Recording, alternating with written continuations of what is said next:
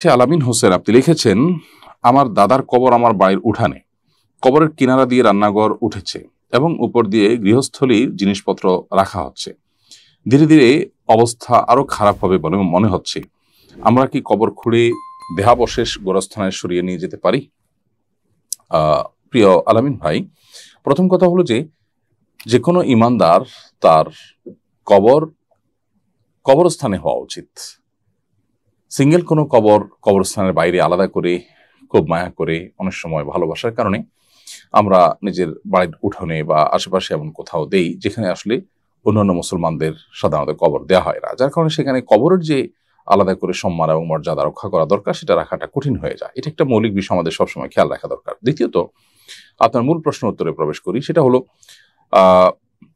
বাড়ির উঠোন হোক আর অন্য কোথাও হোক, যদি কোথাও কারোর কবর থাকে তাহলে সেক্ষেত্রে মৌলিকভাবে মানুষ জীবিত অবস্থায় যেরকম মর্যাদা এবং সম্মান এর হকদার, মৃত্যুর পরও মানুষের লাশ বা দেহাবশেষ যেখানে থাকুক না কেন, যে অবস্থা থাকুক না কেন, মাটির নিচে কবরস্থ করে রাখা হলে সেই কবরের জায়গাটা, সেখানেও সম্মান প্রদর্শন করতে হয় বা সম্মান হানি হতে পারে এমন কোনো কাজ থেকে বিরত থাকতে হয়।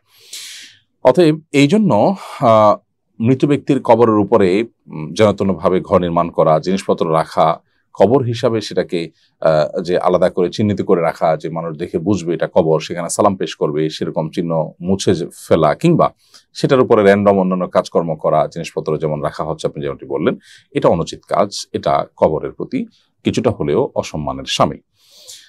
অতএব এটা থেকে আপনাদের বিরত থাকা দরকার।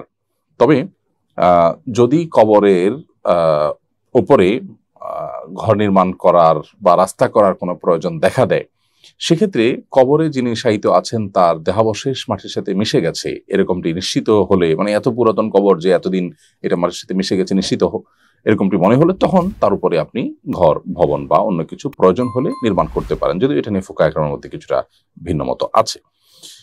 আর এরকম অজুহাতে, অর্থাৎ আপনি সেখানে জিনিসপত্র রাখছেন এবং কিছুটা অসম্মান হচ্ছে, শুধুমাত্র এটুকু অজুহাতে তার লাশকে, আপনি ধ্বংসাবশেষকে, কবরের লাশের অবশিষ্ট অংশ যেটাই আছে কবরে, সেটাকে কবরস্থানে নিয়ে আলাদা স্থানান্তর করবেন, সেটা আপনি করতে পারবেন না। হ্যাঁ, এটা করা যাবে তখনই যদি সেই জায়গাটা অন্য কারোর হয়, অর্থাৎ কবর দেওয়া হয়েছে যার উঠানে, তিনি আসলে অন্য কেউ, তার অনুমতি নেওয়া হয়নি কোনো কারণে, এখন তার দাবির ইস্যুটি চলে এসছে, এরকম হলে তখন সেখান থেকে আপনি লাশ হস্তান্তর করে কবরস্থানে দাফন করবেন। অর্থাৎ একজন মানুষ মারা যাওয়ার পর কবরস্থ করা হয়েছে, তাকে দাফন করা হয়েছে, এরপর ঠিক গ্রহণযোগ্য এবং যথাযোগ্য কারণ ছাড়া তার লাশ তুলে যেখানে সেখানে স্থানান্তর করা বা লাশ তোলাতুলি করা, এই বিষয়গুলো অনেকটা মুর্দার সাথে অবমাননাকর আচরণ।